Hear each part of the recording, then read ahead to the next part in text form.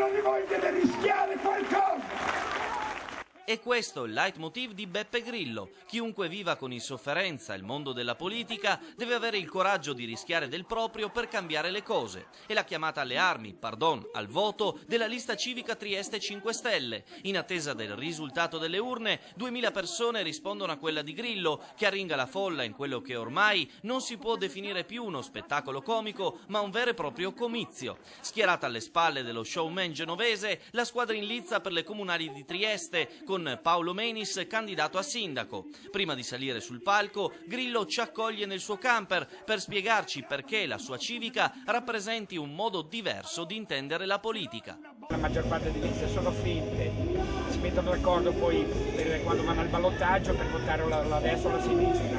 Sono pesci pilota, magari non concorrono, danno i voti nel ballottaggio in cambio di 2 o 3 consiglieri. Si palleggiano ormai questa realpolitik che è così. Noi siamo un movimento di cittadini nati in rete che non crede più nella rappresentatività dei partiti, che si vogliono autorappresentare da soli.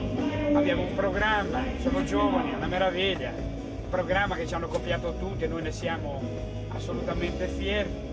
I cittadini entrano nel vostro comune e cominciano a fare trasparenza, portare fuori dove vanno gli appalti, i soldi, chi c'è dietro i rigassificatori, gli inceneritori, dove vanno le concessioni. È un network che entra nel vostro consiglio, basta 1 o 2 consiglieri.